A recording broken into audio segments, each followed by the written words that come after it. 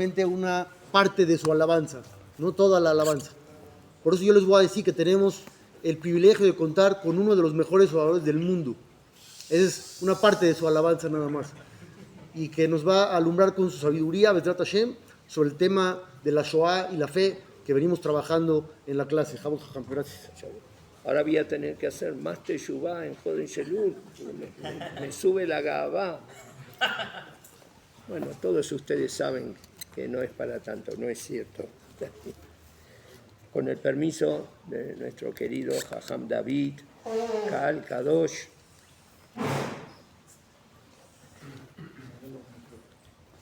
Me está contando el Rab que ya hace 4 meses están estudiando este tema. Ahí dice el pasuk, Sichrun Yemot Olam, Binu Shenot Dor Vador. Recuerden los días de la historia, entiendan, porque no solamente hay que recordar, sino entender los años de cada generación y generación.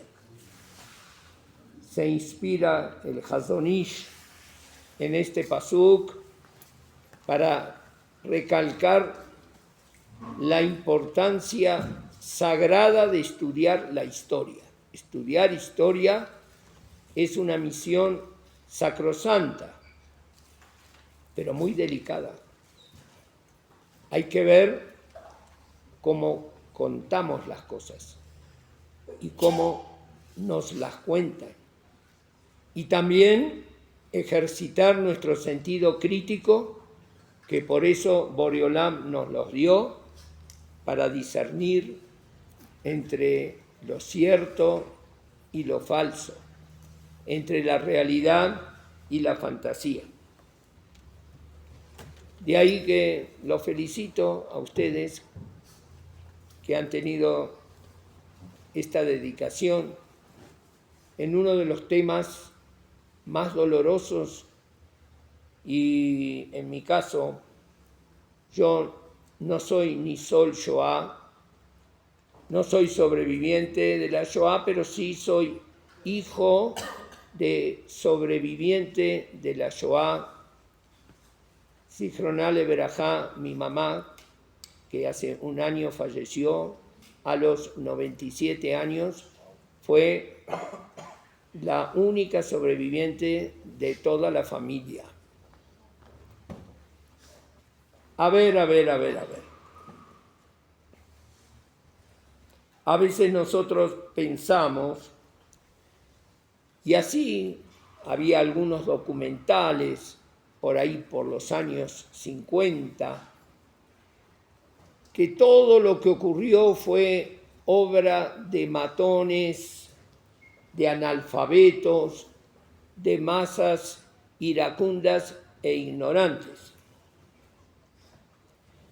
Pero las cuentas no cierran. A ver, vamos a mencionar una cita. El judío es el pueblo más imbécil sobre la faz de la tierra. Enemigos de la humanidad. El más obtuso, cruel y absurdo. De un breve resumen de su historia resulta que los hebreos siempre fueron errantes o ladrones. Son todavía vagabundos sobre la tierra, aborrecidos por todos los hombres.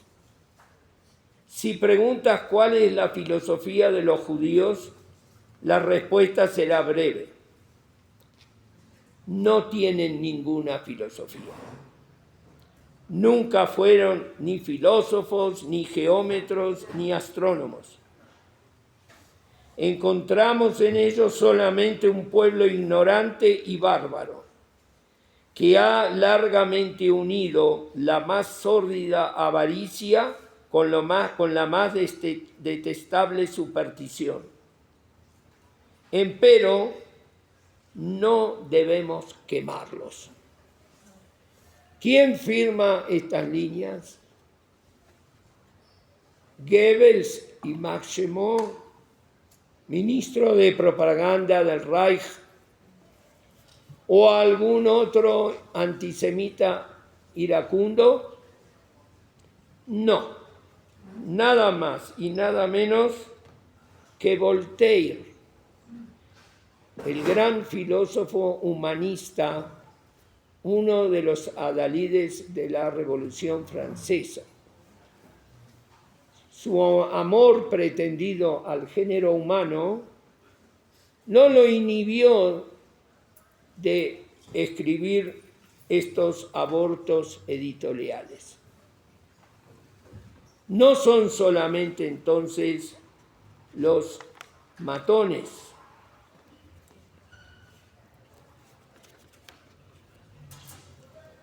líneas pronunciadas en 1933.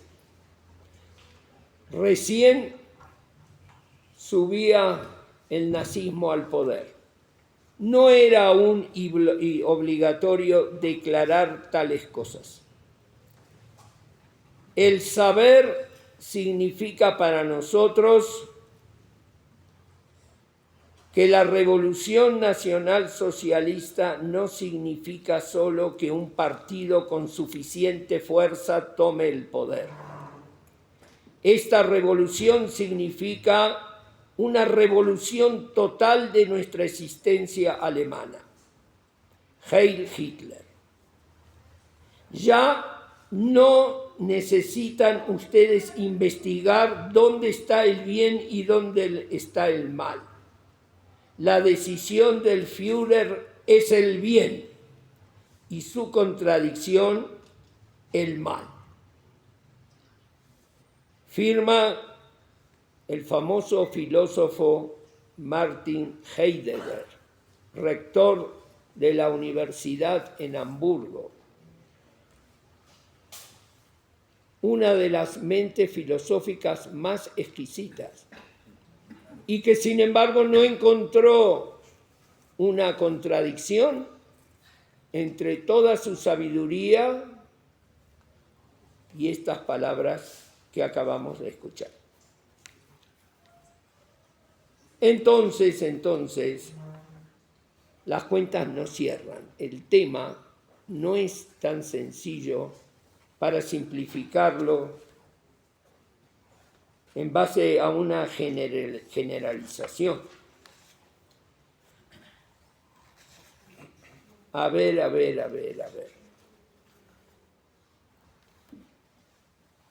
La particularidad de la Shoah, ustedes ya lo habrán estudiado. ¿Qué diferencia hay con otras persecuciones? La particularidad es la connotación racial. Hasta ese momento, por ejemplo, con la Inquisición, era un tema de credo, de creencia.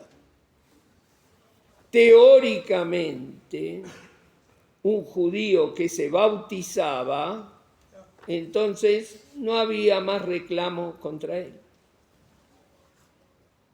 En la Shoah, después de la Declaración de los Derechos del Hombre y del Ciudadano en el año 1779, y en un mundo en pleno siglo XX, donde la democracia o la forma de vida demócrata estaba muy universalizada, ya no había diferencia de credos ni de confesión.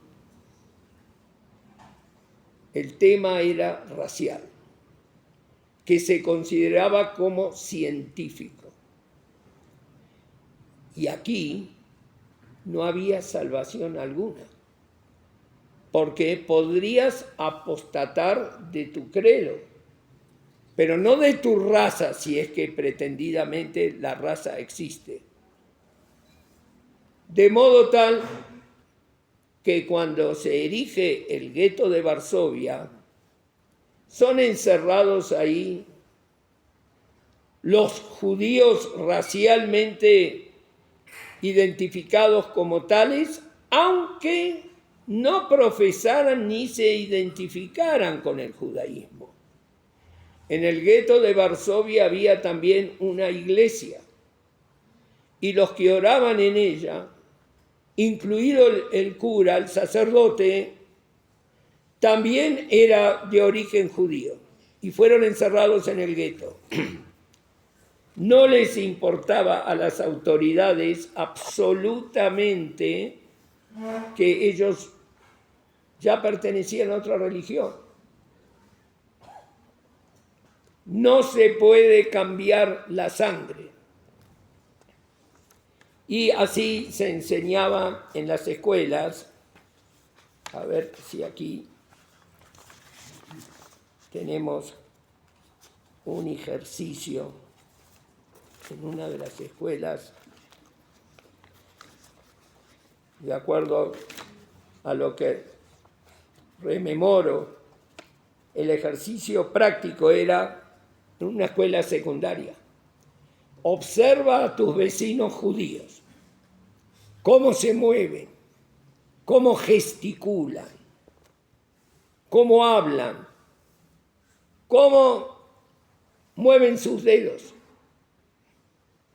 Una cuestión totalmente biológica y exacerbada de modo tal que la gente llegaba a creer que el judío camina de otra manera, que parpadea de otra manera.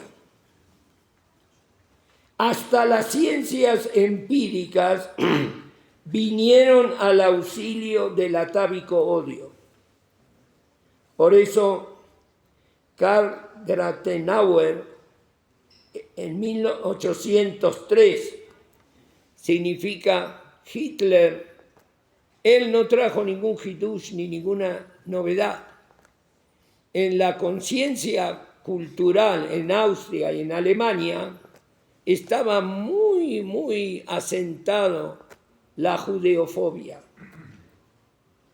Y nunca hubiera podido hacerlo solo. Era necesario el apoyo de todo un pueblo y de todas las instituciones del pueblo, de cultos y de menos cultos, de abogados, de médicos, de investigadores. Era necesario la colaboración de los sistemas ferroviarios, de toda la infraestructura de una sociedad. Dice acá Gratenauer, el mal olor de los judíos se origina en un fedor judaico emanado por cierto ammonium pirum oleosium. Ni el ajedrez se salvó. Así el campeón mundial Alexander Alekhine, muy famoso, de los más grandes ajedrecistas de la historia, escribió un tratado intitulado Ajedrez ario contra ajedrez judío. Y hablaba que los judíos juegan en forma semita. ¿Qué es jugar en forma judía y en forma semita? Juegan en forma oportunista, artera y ladina. ¿Cómo esto se traduce? ¿Será porque pretendían ganar? El jugador judío pretende ganar como cualquiera que está jugando. Y nosotros venimos de la República Argentina. En la Constitución del año 1853, la República Argentina abre sus puertas a todos los hombres del mundo que quieran habitar suelo argentino, incluyendo en el artículo 14 practicar libremente su culto. Esto no fue óbice para que el presidente del Supremo Tribunal de Justicia considere que dicha tolerancia se refería exclusivamente a cristianos, evangélicos y protestantes, y no a una secta que aún espera la llegada del Mashiach, la llegada del Mesías. Todo esto textualmente. A ver. No da la cabeza para entender. Pero hay un documento que debería fascinar a todo investigador y que debería ser de lectura obligatoria. Y yo creo que es el punto neurálgico de la cuestión. Este documento está fechado el 23 de noviembre de 1940, con Polonia ocupada. Otto Eckart, de triste memoria, alto funcionario de la Gobernación General de Polonia, media Polonia quedó con los nazis y la otra media con los comunistas. Se llamó la Gobernación General de Polonia, prohibió cualquier emigración de los judíos polacos y viró la política seguida hasta ese momento. La política seguida hasta ese momento, traducida del alemán, fuera todo lo que se pueda votar. Todos los judíos que se pueda echar y darles una patada y mandarlos lejos, bien lejos del Reich, hay que felicitarlos por dejarse echar. Pero de repente se cambió. De aquí no sale nadie. Y lo fundamenta textualmente en el decreto.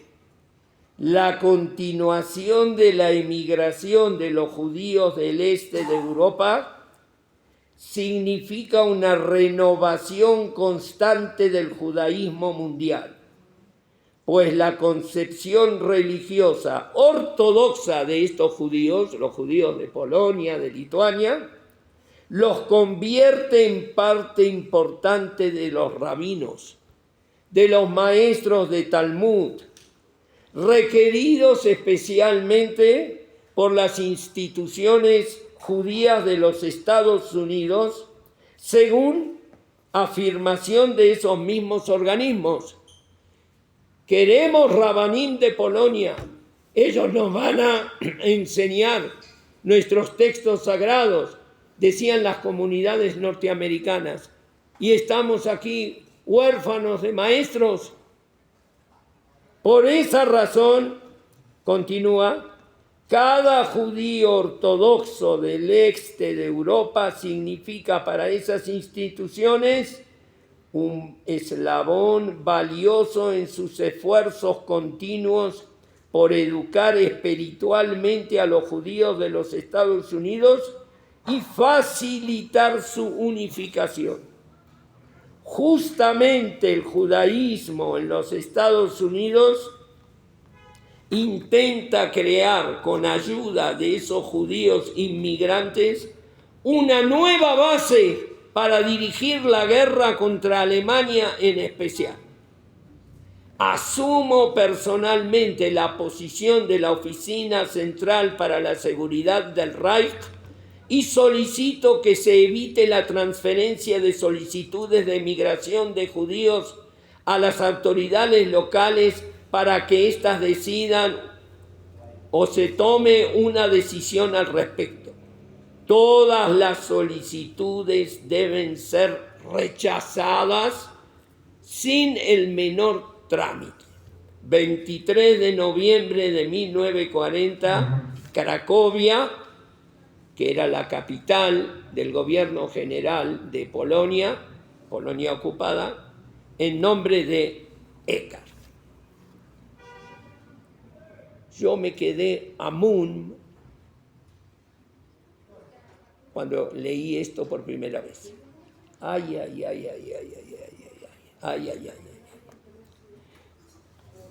Ojalá nosotros los Yehudim entenderíamos tanto el Yahadut como lamentablemente lo entendió este maldito señor.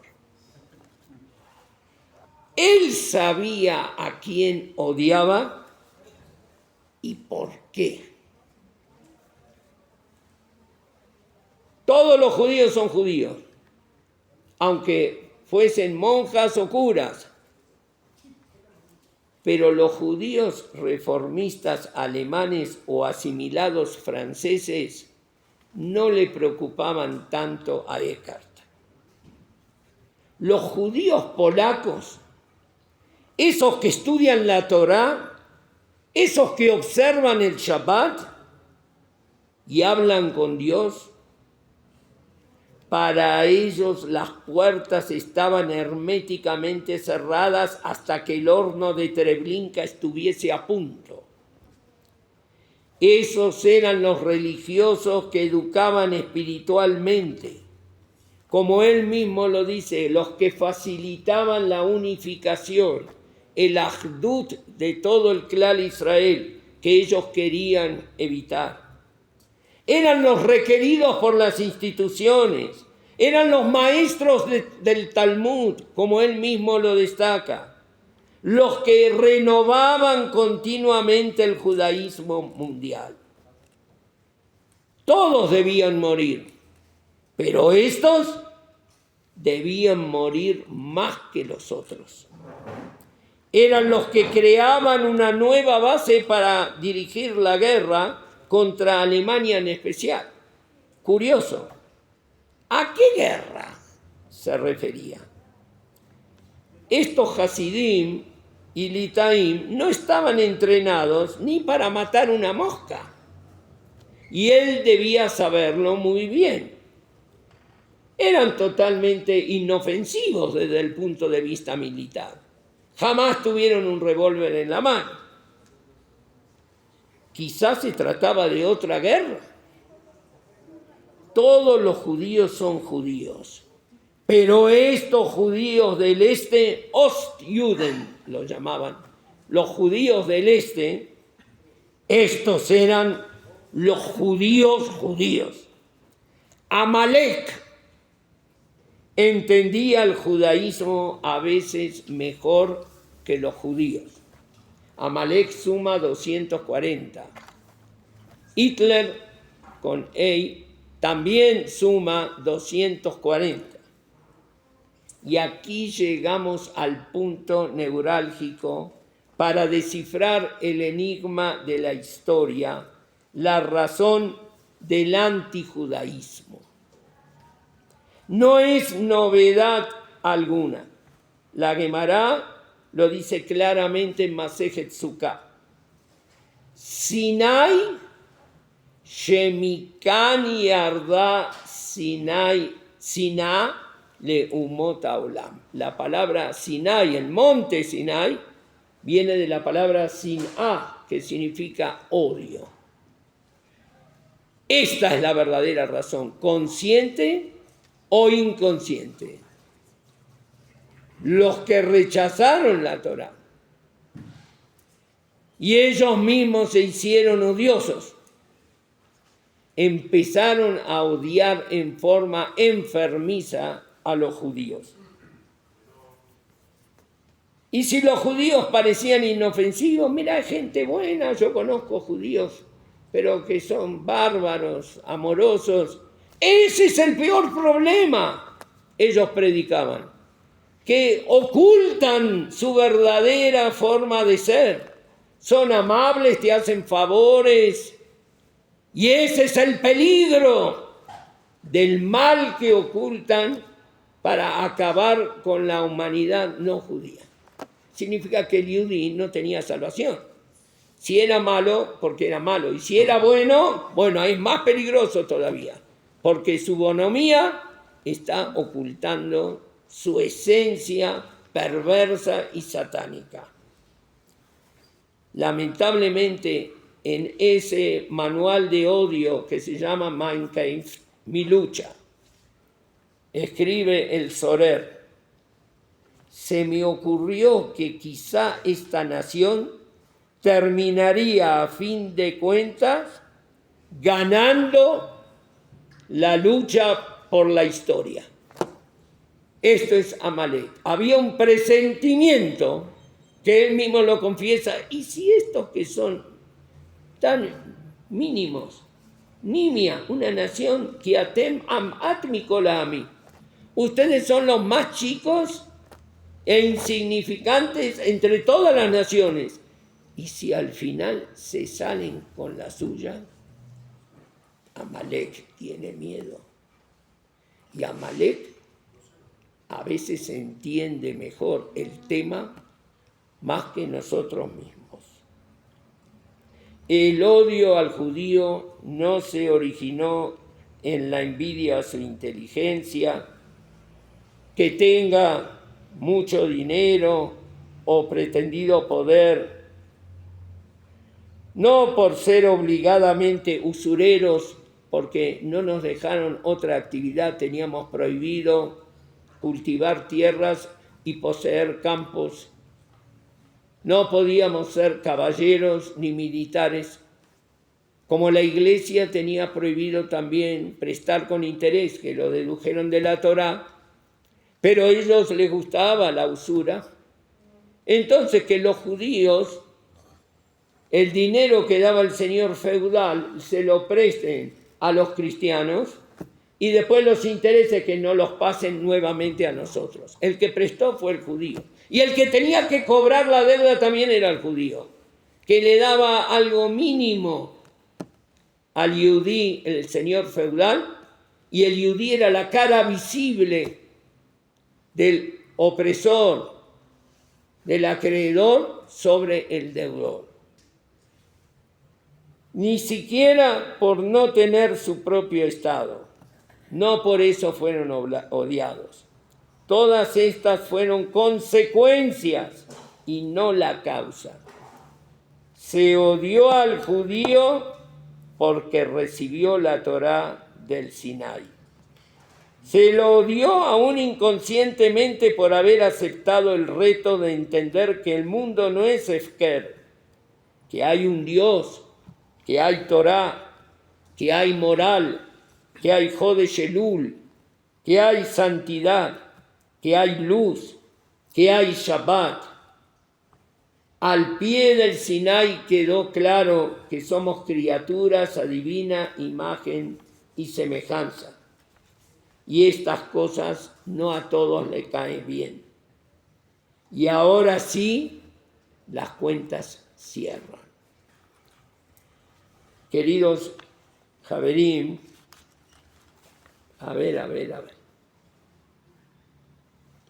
El Rab Itzhak Utner, él protestaba contra la palabra Shoah. Cuando yo era chico, no se usaba la palabra Shoah. Se usaba la palabra Jurban. Olam Sheayah Be'enenu, un mundo que fue y que hoy no está más, la destrucción de todos los centros judíos de Europa. Jurban. De repente lo cambiaron por Shoah.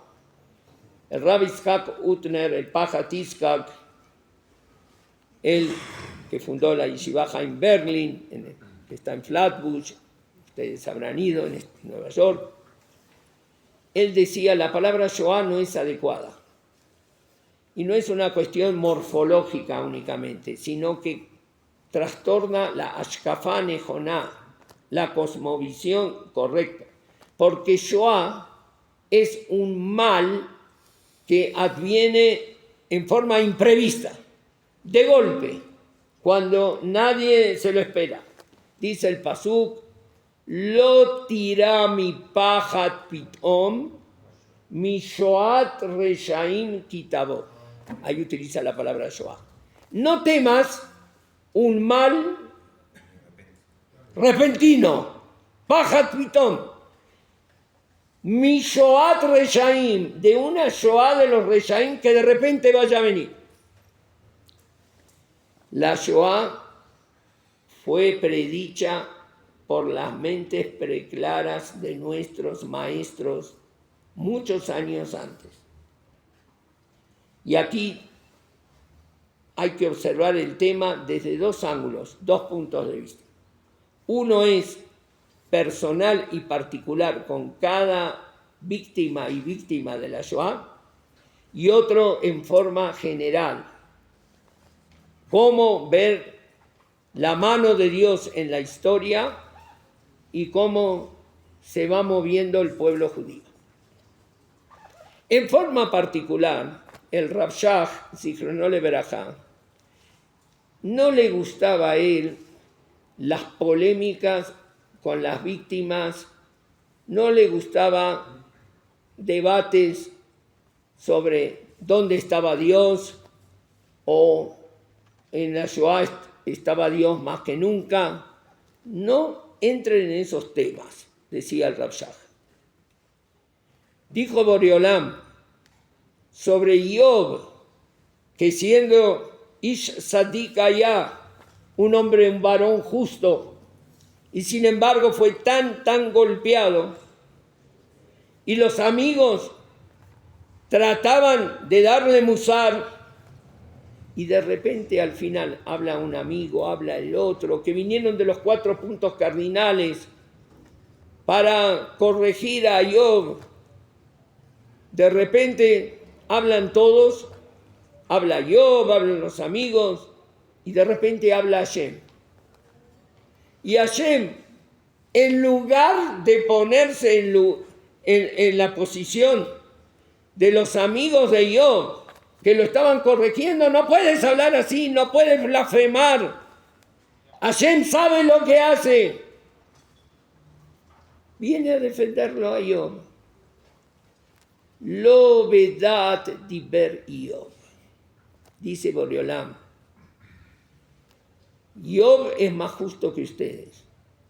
Y él lo que dijo, lo dijo sin conocimiento y sin intención. En Adam nitfas al Saharo.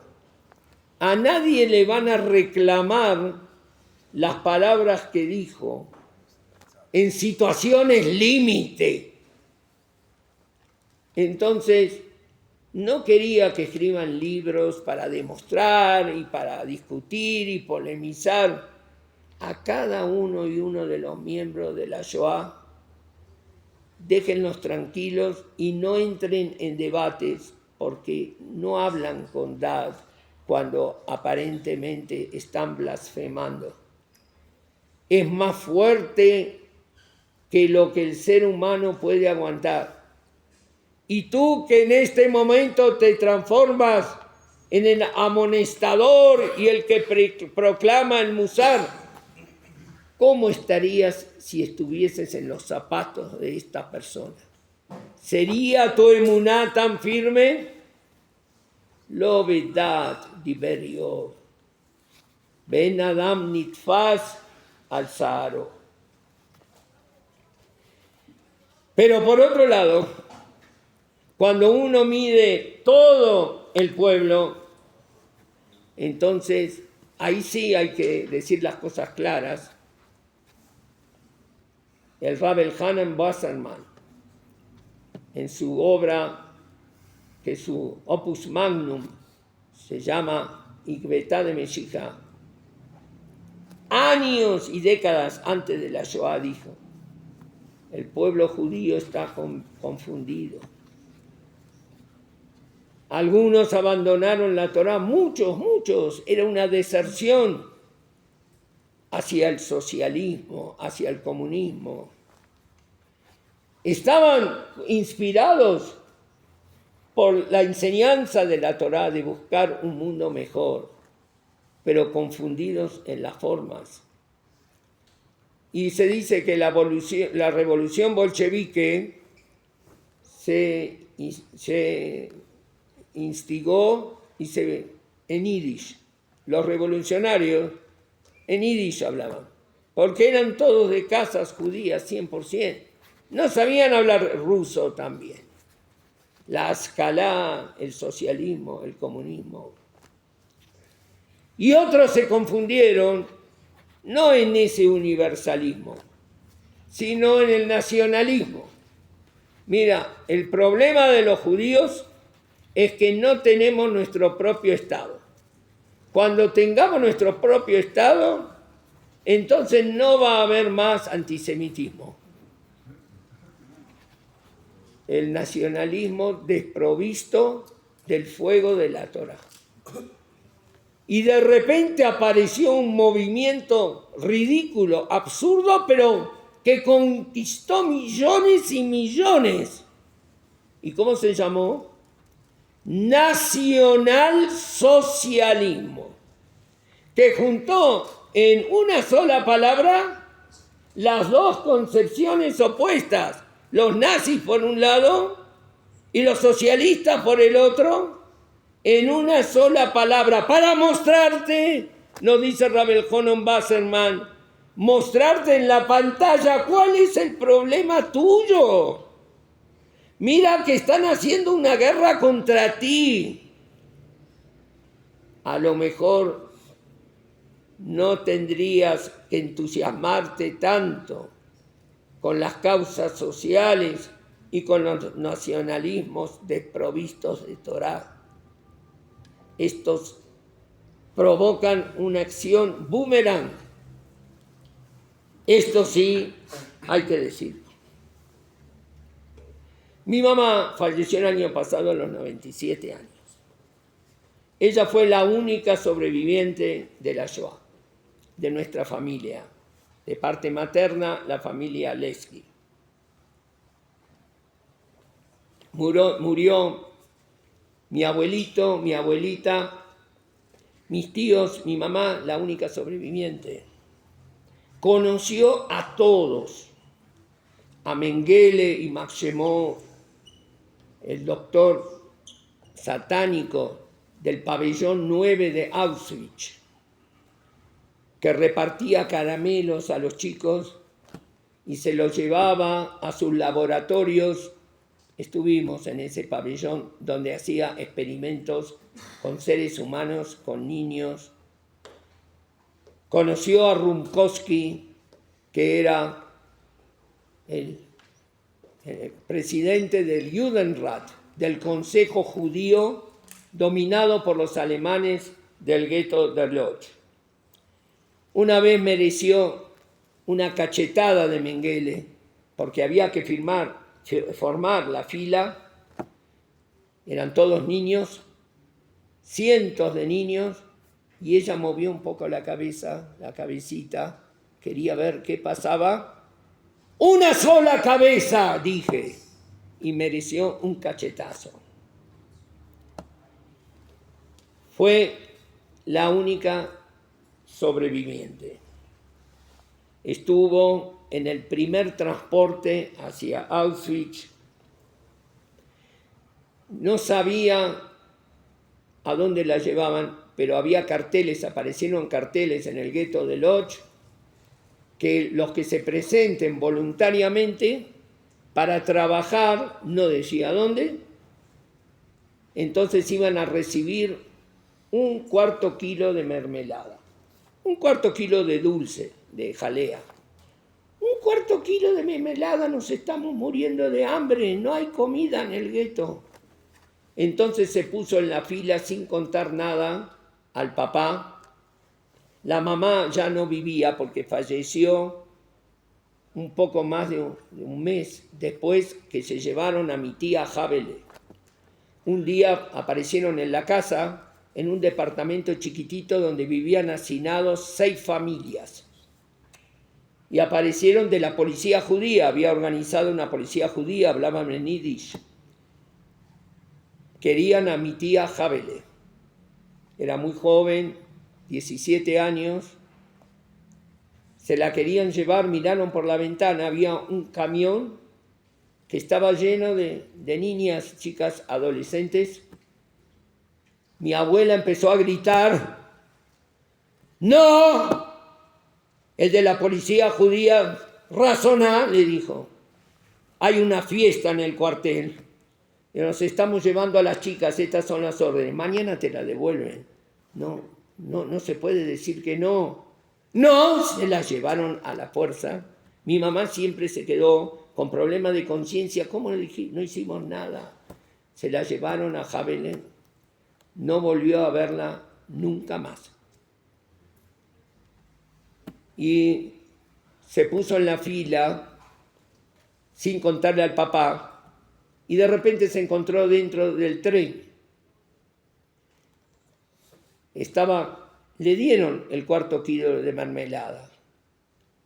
Y era una tentación muy grande, un poquito, lamer aunque sea un poquito, pero no, lo tengo que hacer durar, y ni lo probó. Cuando llegaron a Auschwitz, que ella no sabía que jamás iba a regresar a Lodz, igual le quitaron esa mermelada, no la probó absolutamente y de repente se encontró interna en Auschwitz. Cuando llegó, no entendía nada, la multitud de gente, llegó de noche, los reflectores, los gritos, los ladridos de los perros. Y al final terminó designada para limpiar los baños. Le dijeron, tuviste suerte. Los que trabajan en esto pueden llegar a sobrevivir 6 meses. 6 meses, yo tengo 14 años, le señalaron las columnas de humo del crematorium. Los compañeros de viaje tuyo están ahí, elevándose. En Auschwitz, decían, los judíos entran por la puerta y salen por la chimenea. Cuando le hicimos a mi mamá el cumpleaños de los 80, no era una oradora, disertadora, pero le insistimos que hable. Y ella, está grabado, dijo, ¿qué puedo decir? Me sentenciaron a 6 meses de vida y llegué a los 80 y esta mesa, y estos nietos, y estos bisnietos, mesa de Shabbat, y estos chicos, que todos salieron de mí. ¿Hasta cuándo yo tengo que agradecer? Pero no fue tan fácil formar esa familia.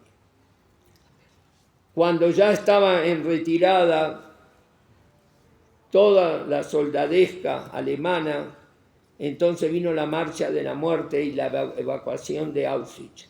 A pie, en la nieve, le dieron una hogaza de pan, todos escucharon ya estas historias. Marchar. El que se caía, porque costaba cada paso, estaban famélicos, hambrientos, agotados de tantos años y años en ese infierno. El que se caía pasaba de la cabeza de esa triste fila hasta el final una motocicleta con 2 SS. El que caía era rematado en el momento. Mi mamá iba caminando con su hogaza de pan que se le hacía cada vez más pesada. Esto era oro, era vida, ese pedazo de pan, pero el hambre fue superado por la fatiga y por el cansancio y la dejó caer. Pesaba toneladas, parecía esa hogaza. Y finalmente pesaba también el cuerpo. No puedo más. 4 años,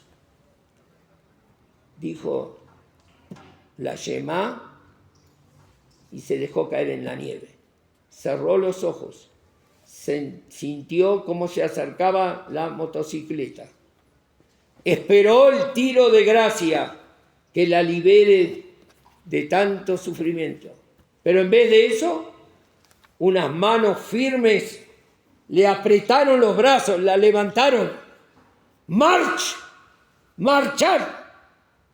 Era un SS. Le salvó la vida. ¡March! El brazo de Akadosh Baruj Hu es tan largo que llega a tomar forma de la mano de un SS. Y ella presenció cómo amonestaron a SS también. ¿Por qué levantaste a la judía? Y siguió marchando hasta que llegó a Bergen-Belsen. En Bergen-Belsen no había ni trabajo forzado, ni cámara de gas, ni crematorio. En Bergen-Belsen no había ni comida ni agua, ni las míseras raciones que daban en Auschwitz. Ahí estaban todos amontonados, muriéndose de hambre y de tifus. Y así fue que ella llegó al final de la guerra, pesando solamente 24 kilos. Había pilas y pilas, llegaron los ingleses, los americanos, y de repente ella escucha una voz. Paula se llamaba Polche en yiddish. Polche, con sus últimas fuerzas, abrió los ojos. Ella tenía ojos celestes, muy, muy lindos. Y entonces esta amiga de la infancia, que también estaba internada, la vio ahí tirada y sospechó que era ella. Cuando abrió los ojos, Der Augen von Polche, son los ojos de Polche. Polche, somos libres. Terminó la guerra. Estás libre, levántate. No tenía fuerza, ni le importaba tampoco sobrevivir. La internaron 8 meses. Le dieron 2 opciones: o ir a Eretz Israel con Aliat Noar, o a Estocolmo, porque el rey de Suecia adoptó a todos los chicos huérfanos judíos. Y ella pensó que otro gobierno judío, ya estuve en el gobierno judío del gueto, de Jaim Runkowski. No queremos juzgar a nadie, pero no quiero un judío que sea el que me maneje mi sociedad como los que vi ahí. Y se fue a Suecia. En Suecia, 8 meses de tratamiento, la trataron muy, muy bien. Pero en Suecia, son más los judíos que se pierden en la vida que los que se pierden en la muerte. Tan bien los trataban, y muchos goín querían casarse con chicas judías. Y con ella también. Le hicieron un ofrecimiento muy, muy bueno. Ella no pudo recibir educación judía, pero esto lo tenía muy claro. Yo soy judía.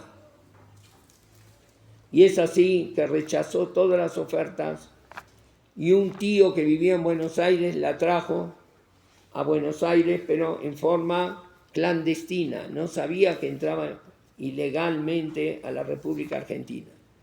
Los criminales de guerra entraban con pasaporte diplomático, pero ella entró en una pequeña embarcación cubierta de pescados.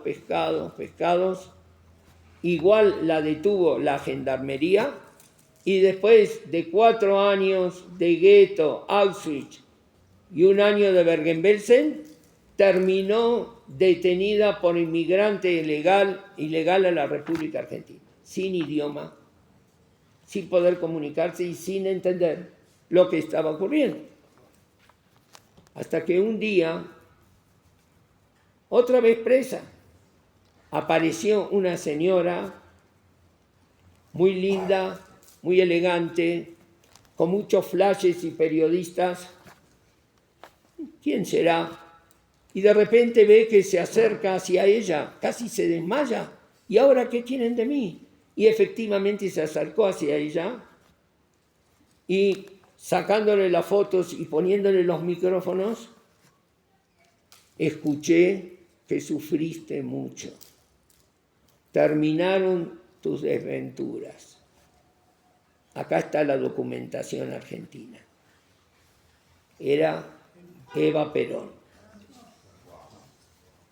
Cuando salió liberada, en los escalones del hotel de inmigrantes, que ahí estaba la prisión, ahí le vinieron todos los 6 años de guerra, de gueto, de campo de concentración, cayeron todos juntos.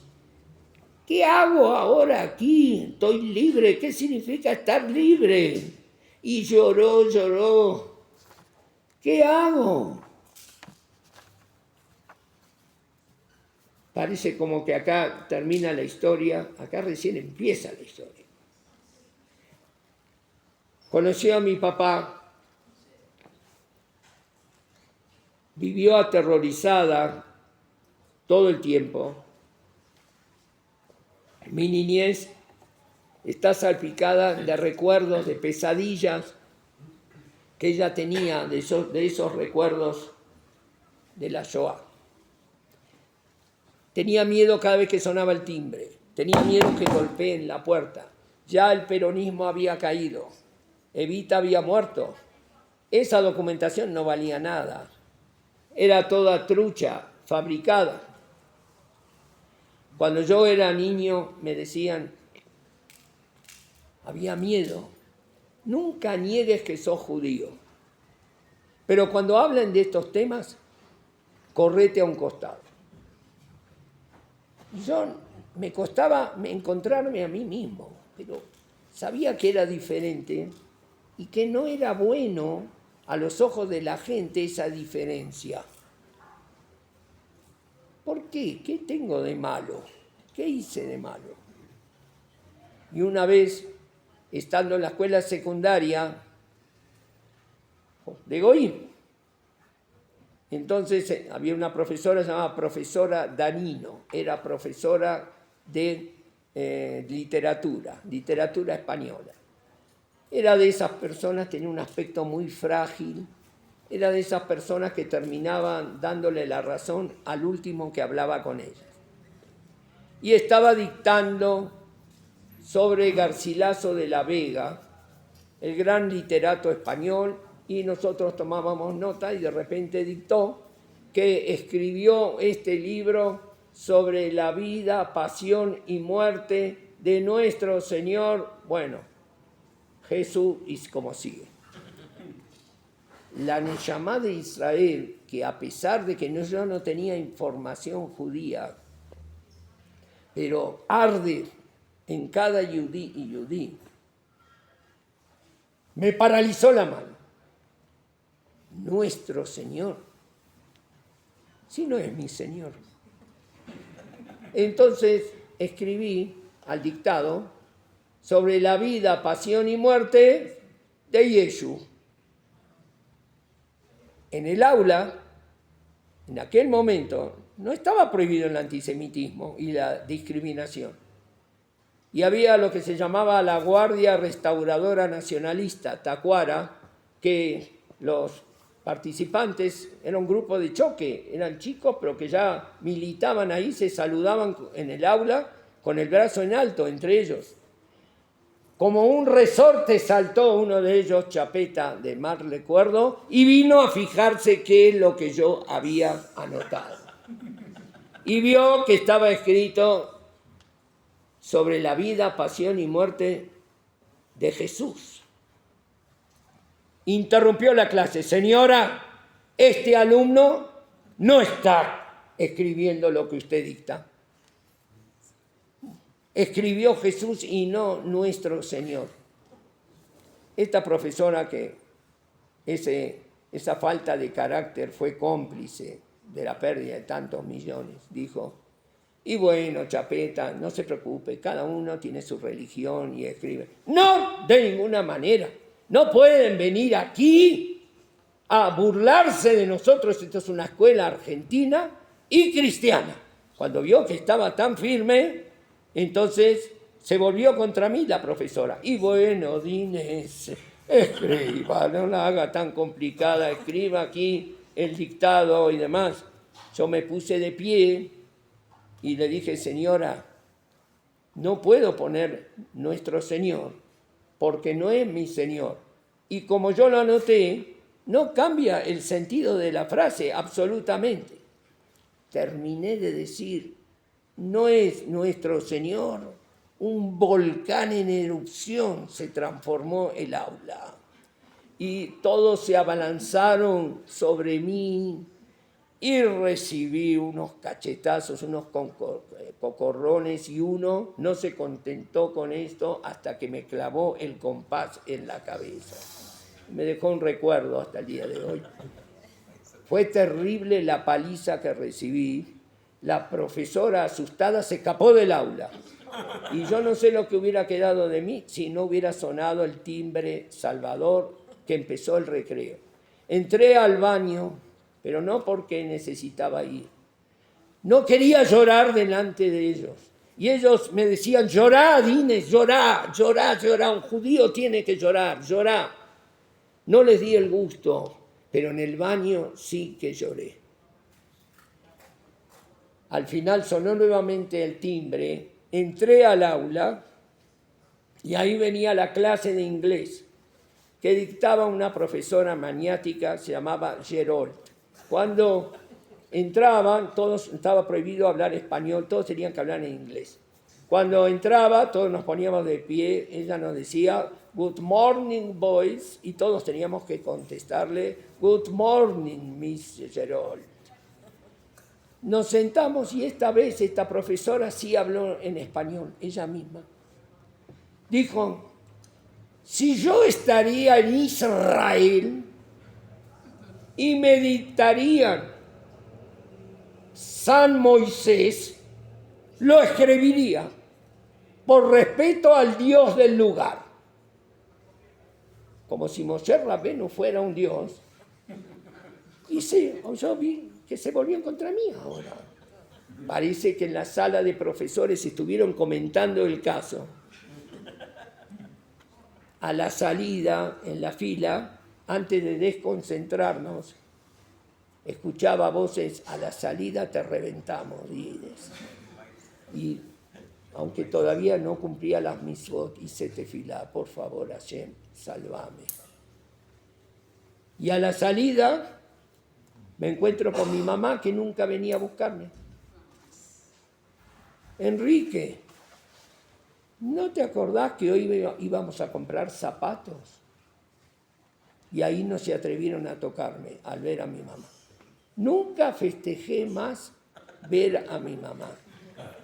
Pero la dificultad fue, no tanto con los goyim.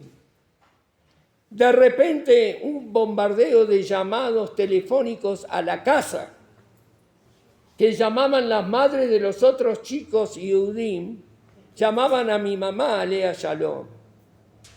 Todos los otros chicos habían escrito Nuestro Señor. Y entonces le decían a mi mamá, si tu hijo es un inadaptado, pero que no venga más a la escuela. Todos ya sabemos el antisemitismo sinat Israel que hay.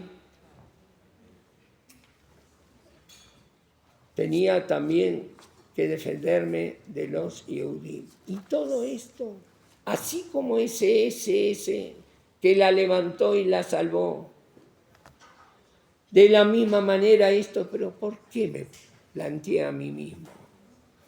¿Qué hay? ¿Cuándo? ¿Cómo? Y empecé a estudiar y a investigar.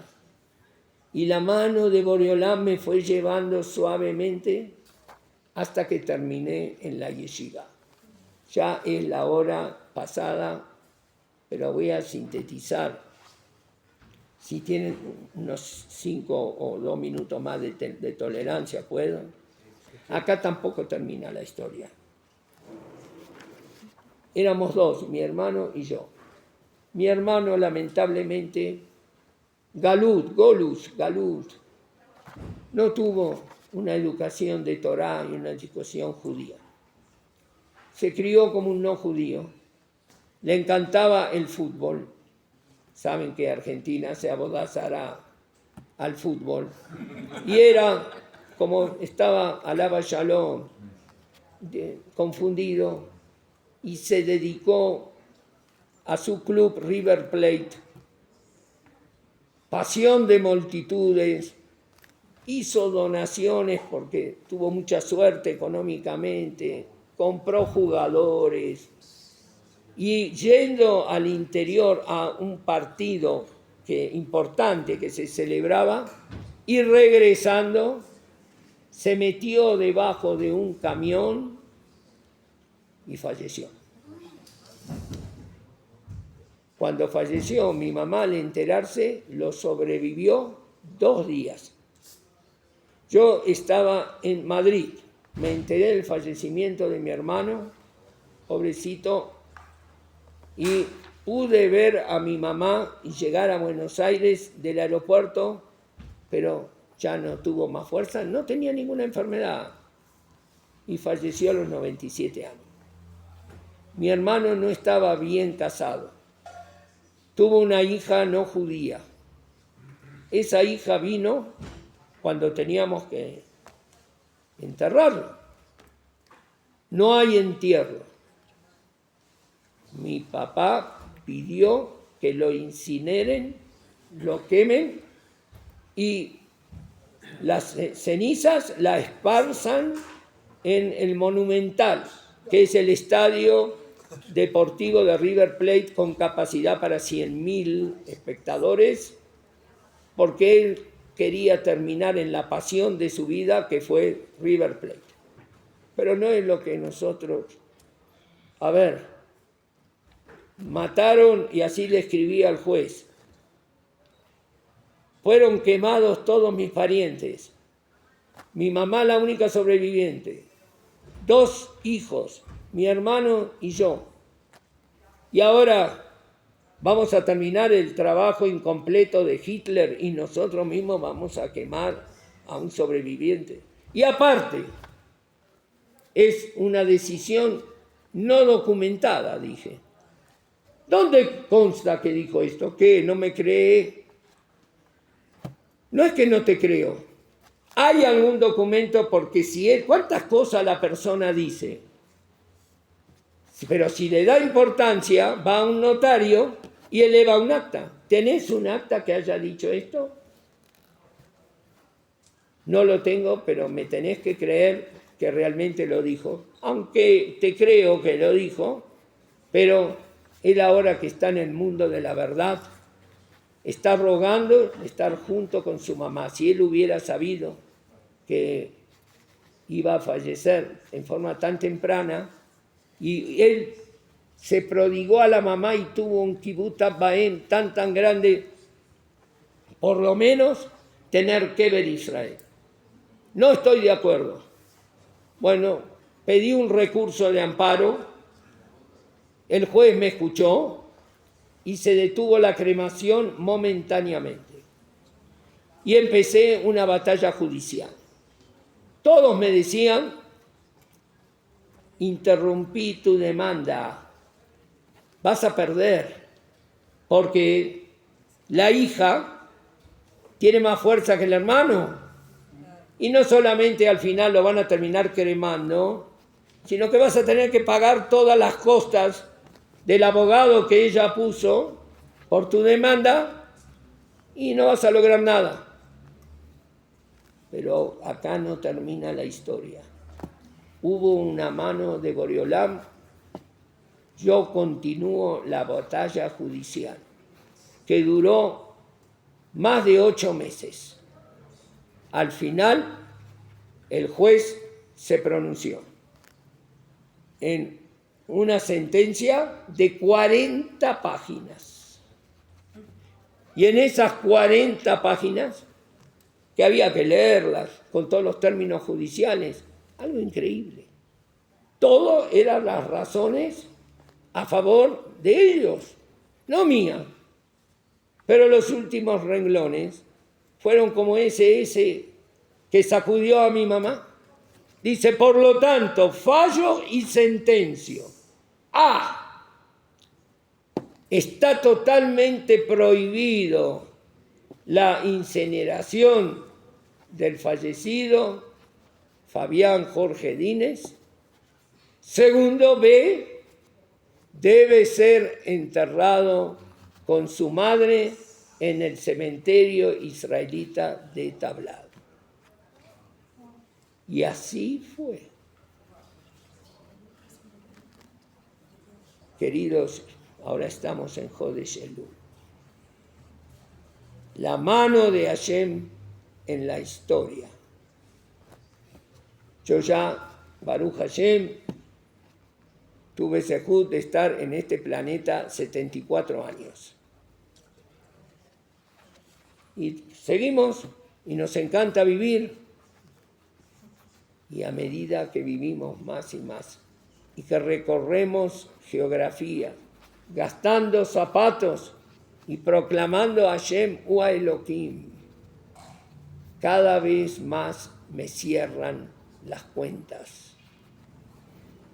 Y que el Am Israel, en su destierro y en sus diásporas, en sus aciertos y en sus desencuentros, todo se enfila a lo que hacemos Kabbalat Ol Malchut Shamayim, Hashem Melech, Hashem Malach, Hashem Imloch Leolam Baed.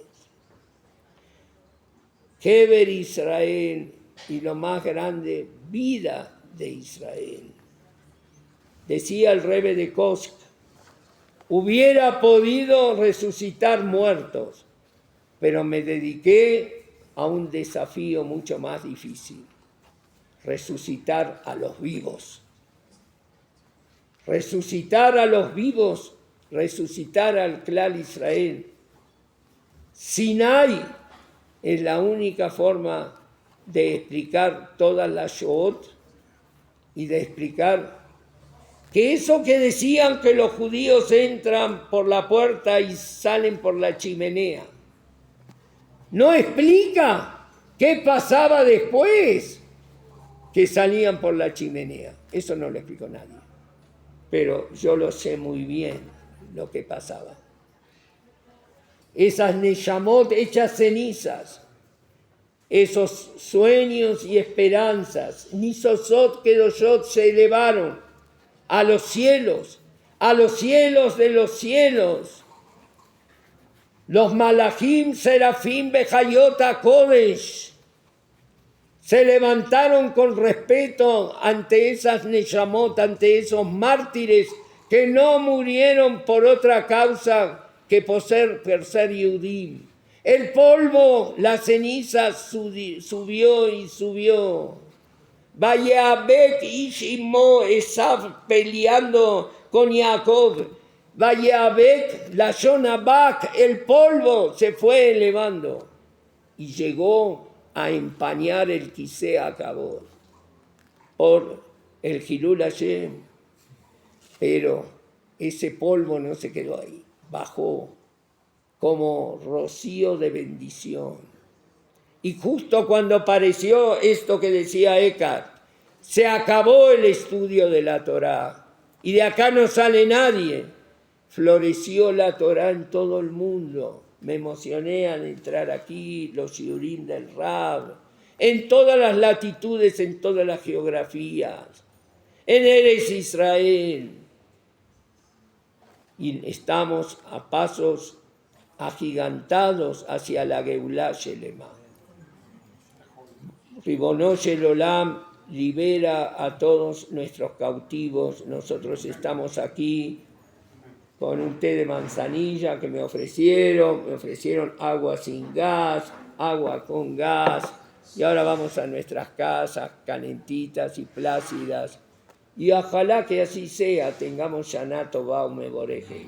Pero hay hermanos nuestros que quién sabe si están, y si están, cómo están en este mismo momento.